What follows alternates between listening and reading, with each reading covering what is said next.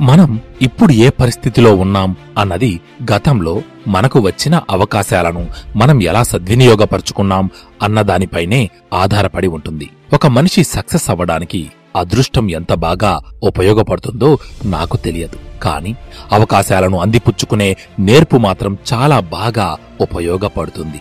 ఎందుకంటే అదృష్టం కలిసి వచ్చి మనకు అవకాశం ఇచ్చినా దానిని సరైన సమయానికి అందిపుచ్చుకోలేకపోతే అది వ్యర్థమే కదా. కొన్ని అవకాశాలు మన దగ్గరికి వచ్చినప్పుడు అవి అంత గొప్పవిగా అనిపించకపోవచ్చు, కాని వాటిని వేరొకరు అందిపుచ్చుకొని విజయాలు సాధించిన తరువాత మనం వాటిని జారవిడిచినందుకు బాధపడతాం. ఉదాహరణకు, ఒక హీరో నచ్చక నో చెప్పిన సినిమా కథే ఇంకొక హీరో చేపట్టి బ్లాక్ బస్టర్ కొట్టిన సందర్భాలు మనం తరచూ చూస్తూ ఉంటాం. చాలా మంది అవకాశాలు ఎప్పుడో ఒకసారి మాత్రమే వస్తాయి అనుకుంటారు, కానీ నిజానికి అవి ఎప్పుడూ మన కళ్ళ ముందే ఉంటాయి, కానీ మనమే వాటిని గుర్తించాం. చెట్టుపై నుంచి యాపిల్ కింద పడడాన్ని చూసిన న్యూటన్ కి అది ఒక కొత్త ఆవిష్కరణకు ప్రేరణగా అవకాశంగా అనిపించింది.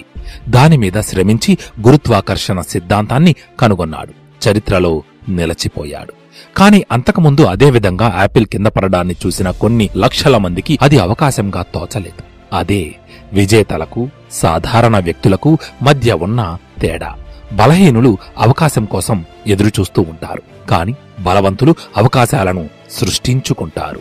అవకాశాలు వాటంతటా విరావు, మనమే వాటిని సృష్టించుకోవాలి. నిరాశ నుంచి ఆశకి, వైఫల్యాల నుంచి సరికొత్త ఆలోచనలకి, ఓటమి నుంచి గెలుపుకి మనం దారులు వెతకాలి.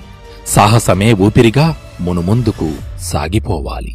సాధారణంగా మనందరిలో వాయిదాలు వేసే మనస్తత్వం, బద్ధకం ఉంటాయి. వీటి వల్ల మనం అనుకున్న సమయానికి పనులను ప్రారంభించలేము. తద్వారా అవకాశాలు చేజారిపోతాయి. కాబట్టి మనం విజయం సాధించాలంటే ముందుగా ఈ బద్ధకం, సోమరిపోతుతనాలను వదిలివేయాలి. నిరంతరం అప్రమత్తులమై కష్టపడుతూ గెలుపు కోసం ప్రయత్నించాలి. మిత్రమా, ఆఖరిగా ఒక్క మాట.